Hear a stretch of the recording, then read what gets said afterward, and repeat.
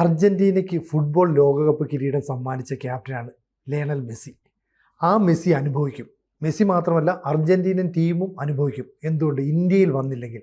പറയുന്നത് reporter TV ചാനലിൻ്റെ MD ആയിട്ടുള്ള ആൻഡോ അഗസ്റ്റിൻ. എന്താണ് സാറിന് പറയാനുള്ളത്? ഈ ആൻഡോ അഗസ്റ്റിൻ പ്രാഗി അല്ലേ? അതെ, മെസ്സിയും അർജന്റീനയും. അതെ അതെ, അനുഭവിക്കുമെന്നാ പറയുന്നത്.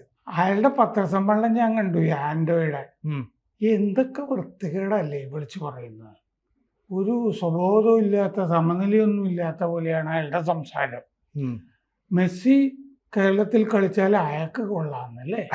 മെസ്സിക്ക് കൊള്ളാം എന്നാണ് നേരെ പറയുന്നത്.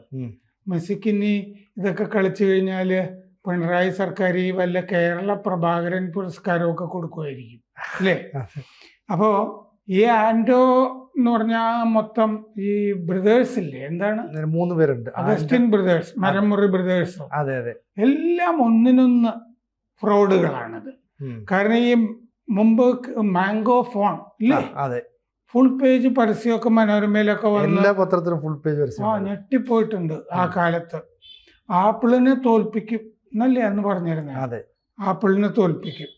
അപ്പോൾ നവംബറിൽ ഇത് മുമ്പ് പലതവണ മാറ്റിവെച്ചതാണ്. ആൻഡോ മാത്രമല്ല, അബ്ദുറഹ്മാനും ഇല്ലേ മന്ത്രി, അതെ, അബ്ദുറഹ്മാനും വല്ല വട്ടുണ്ടോ ഈ ആൻഡോ എന്ന് പറഞ്ഞാൽ ഫ്രോഡിന്റെ കൂടെ പോയി ചേരാൻ? അതായത് ഈ PK ഫിറോസിനോട് 500 വോട്ടിന് ജയിച്ച ഒരാളാണ് ഈ അബ്ദുറഹ്മാൻ. ചെറിയ വോട്ടിന് ജയിച്ചതാണ്. അപ്പൊ ഇനിയും സീറ്റ് ഉറപ്പിക്കണം എന്നുണ്ടെങ്കിൽ ആ ഭാഗത്ത് ഫുട്ബോൾ എന്ന് പറയുന്നത് വലിയ കമ്പമാണ്. അതെ, വികാരമാണ്, അവരുടെ വികാരമാണ്. അപ്പൊ അതുവഴി ഇനി ഞാൻ മെസ്സിയെ അടുത്ത തെരഞ്ഞെടുപ്പിലും ഒക്കെ മെസ്സിയെ കൊണ്ടുവന്നു എന്ന് പറഞ്ഞ് പിടിച്ചു വെക്കാം എന്നൊക്കെ വിചാരിച്ച അബ്ദുറഹ്മാൻ ഇനി പുലർച്ചെ 4 മണിയാവുമ്പോൾ തന്നെ തോൽക്കുന്നുള്ള അവസ്ഥയിലേക്കാണ് പോയിക്കൊണ്ടിരിക്കുന്നത്. കാരണം മുസ്ലിം ലീഗിന്റെ കുത്തക സീറ്റ് ഈ താനൂർ മണ്ഡലം എന്ന് പറയുന്നത്, ആ മണ്ഡലത്തിലാണ് അബ്ദുറഹ്മാൻ രണ്ടത്താണെ തോൽപ്പിച്ചിട്ട് ആദ്യം ഇയാൾ വന്നത്. പിന്നീട് ഫിറോസിനെയാണ് തോൽപ്പിച്ചത്. അപ്പൊ ആ സ്ഥലത്ത് വീണ്ടും പിടിച്ചു നിൽക്കണമെങ്കിൽ ഇത്തരം എന്തെങ്കിലും ഒരു ഗിമ്മിക്കൊക്കെ കാണിച്ചതിന് പറ്റുള്ളൂ. ഞാനിത് പറഞ്ഞ എന്താന്ന് വെച്ച് കഴിഞ്ഞാൽ, മിക്കവാറും നമ്മളെ വീട്ടിലേക്ക് കൊണ്ടുപോകുന്ന ഡ്രൈവർമാർ മലപ്പുറത്ത് നിന്നുള്ളവരല്ലേ, അതിലൊരാളാണ് എന്നെ ഓർമ്മിപ്പിച്ചത്. ഇങ്ങനെ അബ്ദുറഹ്മാന്റെ ഈ PK ഫിറോസിനോട് ചെറിയ വോട്ടിനാണ് ജയിച്ചത്, അതുകൊണ്ട് മെസ്സിയെ കൊണ്ടുവരാനായിട്ട് പൂതി ഇപ്പൊ കയറിയിരിക്കുകയാണ് എന്നൊക്കെ പറഞ്ഞത്. എന്നിട്ട് ഈ സ്റ്റേഡിയത്തിന് 70 കോടി രൂപയോളം ചെലവാക്കിയില്ലേ ഇപ്പോ? ഇല്ല, ചെലവാക്കിയില്ല. അതായത് കലൂർ സ്റ്റേഡിയം ഇന്റർനാഷണൽ ലെവലിലേക്ക് പുതുക്കി പണിയാൻ 70 കോടി രൂപ മുടക്കിയാൽ ഞങ്ങൾ ചെയ്യാമെന്നൊക്കെയാണ് പറയുന്നത്. അത് 1 മാസം കൊണ്ട് ഒരു ഇന്റർനാഷണൽ സ്റ്റേഡിയം ഒക്കെ 70 കോടി രൂപ മുടക്കി ചെയ്യാമെന്നൊക്കെ പറഞ്ഞാലേ, അപ്പോൾ ഫിഫയുടെ നിലവാരത്തിൽ ചെയ്യാം. ഈ പറച്ചിലൊക്കെ ഒരു ഗീർവാണോ അല്ലേ ശരിക്കും? പിന്നെ തട്ടിപ്പ്, ശുദ്ധ തട്ടിപ്പല്ലേ. ഒരാൾ വരില്ല എന്ന് പറഞ്ഞാൽ, ഉദാഹരണത്തിന് ഒന്ന് ആലോചിച്ച് നോക്കൂ.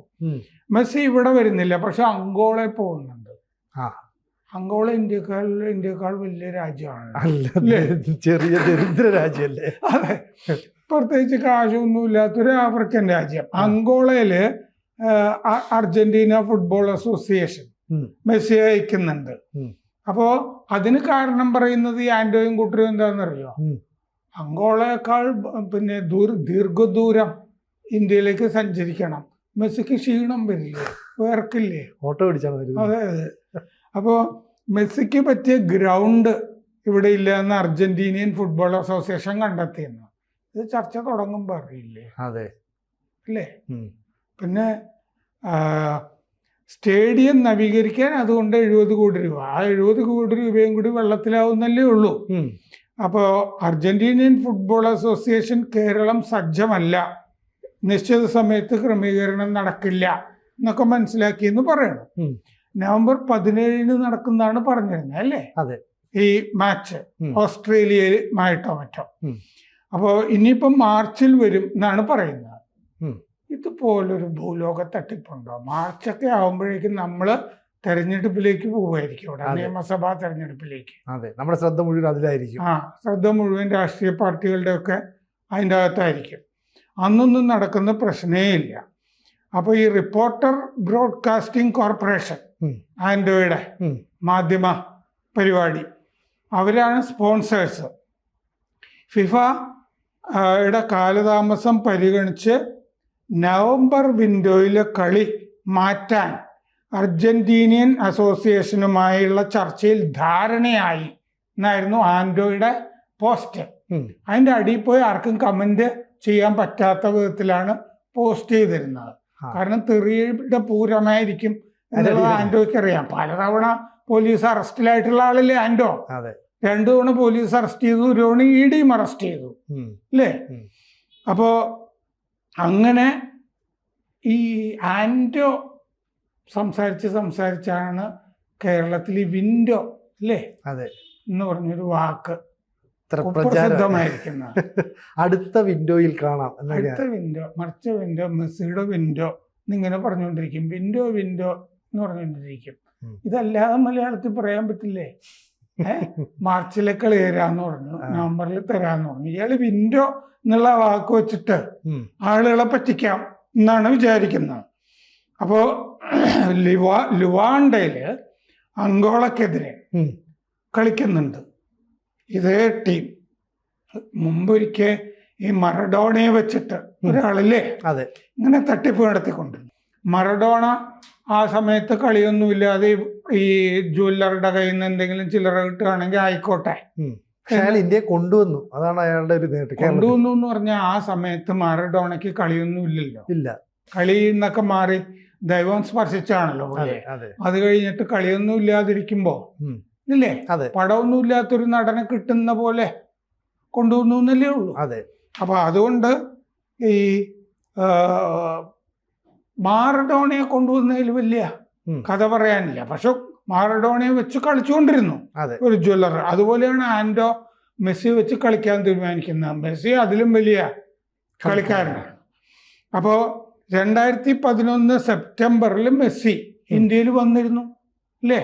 സോൾട്ട് ലേക്ക് സ്റ്റേഡിയത്തിൽ കളിച്ചിരുന്നു. കൊൽക്കത്തയില് വെനസ്വേല ടീമിനെതിരെയാണ് കളിച്ചിരുന്നത്. അപ്പോ ആദ്യമായിട്ടൊന്നുമല്ല മെസ്സി ഇന്ത്യയിൽ വരാൻ പോകുന്നത്. 2011 വന്നിരുന്നതാണ്. അപ്പോ അർജന്റീന മാധ്യമം നാസിയോൺ പറഞ്ഞിരുന്നു, അർജന്റീന ഫുട്ബോൾ ലേഖകൻ ഗാസ്റ്റൺ എഡുൾ പറഞ്ഞിരുന്നു ഇന്ത്യയിലേക്കില്ല മെസ്സി. എന്നിട്ടും ആൻഡോ പറഞ്ഞുകൊണ്ടിരുന്നു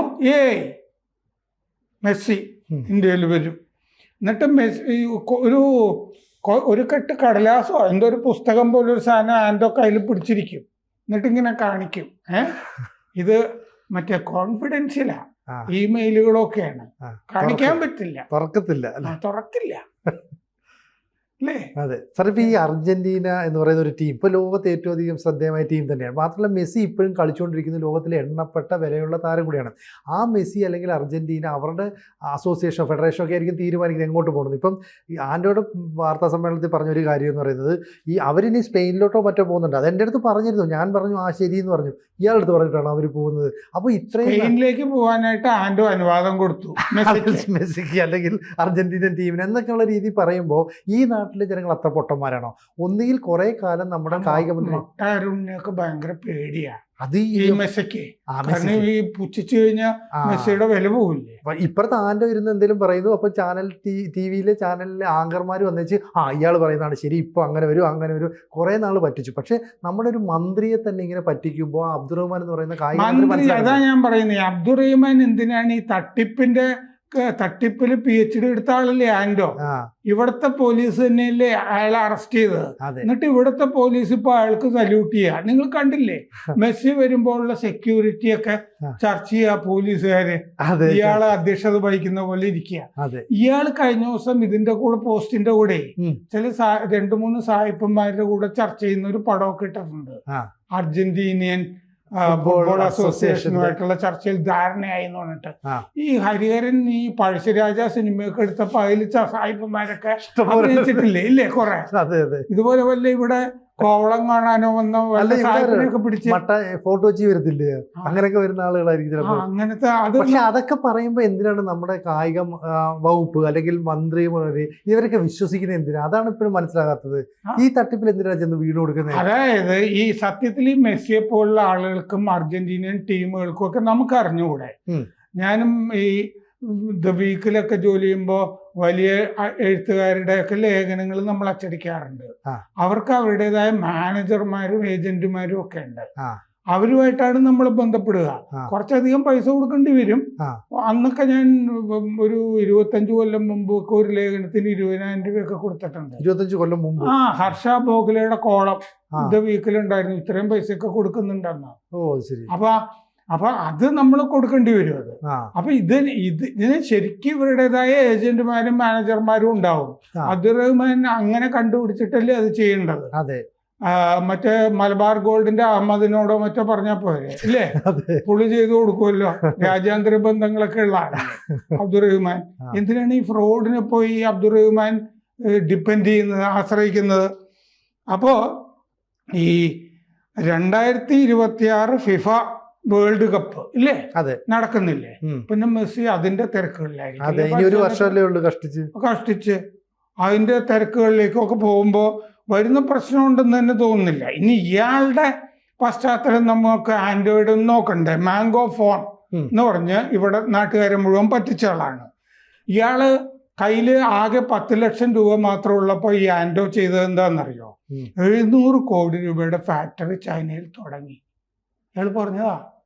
പഴയ ആട് തേക്ക് മാഞ്ചും ഞാൻ പണ്ട് അന്വേഷിച്ചിട്ടുണ്ടേ. ഇന്നടത്ത് ഞങ്ങക്ക് തേക്ക് ഞങ്ങൾ വളർത്തുന്നു എന്നൊക്കെ പറഞ്ഞിട്ട് ഞാൻ പല സ്ഥലത്തും പോയി നോക്കുമ്പോ ഒരു ചെടി പോലും നട്ടിട്ടില്ല. അപ്പൊ അങ്ങനത്തെ പരിപാടിയാ. ചൈന കണ്ടിട്ട് പോലും ഇല്ലാതെ ഇയാള് പറയാണ് 700 കോടി രൂപയുടെ ഫാക്ടറി ഉണ്ട് അന്ന്. 3500 കോടി രൂപ മുതൽ മുടക്ക്. അവിടെ ജോലി ചെയ്തിരുന്ന ഒരു പെൺകുട്ടി പിന്നെ കണ്ടുപിടിച്ചു. ഈ കൊച്ചിയിലൊരു ഓഫീസ് തുടങ്ങി. 10 ലക്ഷം രൂപയാണ് ഇയാളുടെ കയ്യിലുള്ളതെന്ന് അന്ന് പറഞ്ഞിരുന്നു. 9 വർഷം മുമ്പ്. ഇയാൾ അന്ന് കളിച്ചത് സച്ചിൻ ടെണ്ടുൽക്കറെ, അമിതാഭ് ബച്ചനെയൊക്കെ വെച്ചിട്ടാണ് പരസ്യത്തില് ബ്രാൻഡ് അംബാസഡർമാർ എന്ന് പറഞ്ഞിട്ട് അന്ന് അവരെ പറ്റിച്ചു. ഈ വലിയ പേരുകൾ വെച്ചിട്ട് ഇയാൾ കളിക്കുകയാണേ, ആളുകളെ പറ്റിക്കുക. അപ്പോ അന്ന് 5000 രൂപ മുതൽ 34,000 രൂപ വരെയുള്ള ഫോണുകൾ അല്ലേ ഉണ്ട് എന്നാണ് പറഞ്ഞിരുന്നത്. അതിന്റെ ബാറ്ററി തീരുന്ന പ്രശ്നമില്ല. ഇയാൾ പറഞ്ഞിരുന്നു. ഇയാളുടെ മാംഗോ ബാറ്ററി ആ ഫോൺ ഉണ്ടാക്കിയിട്ട് പോലും ഇല്ല. ഇയാൾ ഉപയോഗിക്കുന്നത് മാംഗോ ഫോണാണ് ഇപ്പോ. അപ്പോ അത് നിലത്ത് വീണാ പൊട്ടില്ല.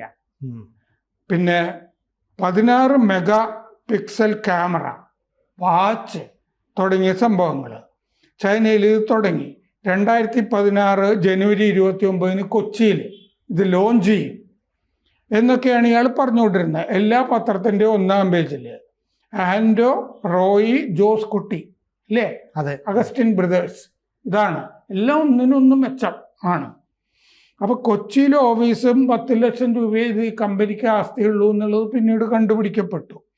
ഒരു വനിതാ സ്റ്റാഫിനെ ഇയാൾ മർദ്ദിച്ചു, ശമ്പളം കൊടുത്തില്ല എന്ന് പറഞ്ഞിട്ട് കേസ് വന്നു. ഇയാൾ വ്യാജരേഖ സമർപ്പിച്ചിട്ടാണ് 2 ബാങ്കുകളിൽ നിന്ന് വായ്പ എടുത്തതെന്ന് കേസുണ്ടായി. അറസ്റ്റ് ചെയ്തു. ബാങ്ക് ഓഫ് ബറോഡയിൽ നിന്ന് 2.68 കോടി രൂപ എടുത്തത്. 2.68 കോടി രൂപ കയ്യിലില്ലാഞ്ഞിട്ടല്ലേ വായ്പ എടുക്കുന്നത്. അതിന് വ്യാജരേഖയാണ് കൊടുത്തത് എന്ന് കേസ് വന്നു. സ്റ്റേറ്റ് ബാങ്കിൽ നിന്ന് 11 കോടി രൂപ വായ്പ എടുത്തു, വ്യാജരേഖ. 2021 ഇയാളെ EDയും അറസ്റ്റ് ചെയ്തു. 2 തവണ പോലീസ് അറസ്റ്റ് ചെയ്തു. മറ്റേ ബാങ്കുകളെ തട്ടിച്ച കേസിൽ. ഇയാള് മഹാനാണെന്നും പറഞ്ഞിട്ടാണ് മന്ത്രി അബ്ദുൾ റഹ്മാൻ. നിങ്ങൾ പറഞ്ഞല്ലേ ഇപ്പൊ എന്ത് വരുന്നു, മെസ്സി വരുന്നു എന്നൊക്കെ ഇല്ലേ കഴിഞ്ഞ മാസം പറഞ്ഞല്ലേ? എന്നിട്ട് നവംബറും തീരുന്നു. ഇതാണ്. അപ്പോൾ തട്ടിപ്പ് നടത്തുന്ന ഒരാളെ ഇനിയെങ്കിലും ഈ മന്ത്രിമാര് വിശ്വസിക്കാതിരിക്കുക, അല്ലെങ്കിൽ ഈ പാവപ്പെട്ട കായിക പ്രേമികളായിട്ടുള്ള ജനങ്ങളെ കബളിപ്പിക്കാതിരിക്കുക, അതെങ്കിലും ചെയ്യണ്ടേ? ഇയാൾക്ക് മെസ്സിയെ വെറുതെ വിട്ടുകൂടെ? മെസ്സി രാജ്യാന്തര പുരസ്കാരങ്ങളൊക്കെ നേടിയ ഒരാള്. എവിടെ പോകണം വേണ്ടെന്ന് അയാളല്ലേ തീരുമാനിക്കുന്നത്. മെസ്സിയും ഇയാളും തമ്മിൽ നടന്ന ഒരു ഇമെയിൽ കമ്മ്യൂണിക്കേഷൻ ഇയാൾക്ക് കാണിക്കാനുണ്ടോ? ഒന്നുമില്ല. ശങ്കരാടിയുടെ കയ്യിൽ കൈരേഖയെങ്കിലും ഉണ്ടായിരുന്നു. ഈ ആൻഡോ എന്ന് പറഞ്ഞ തട്ടിപ്പുകാരൻ ഇല്ലേ, ചെറ്റ, ഇയാളുടെ കയ്യിൽ എന്ത് കോപ്പാണുള്ളത്?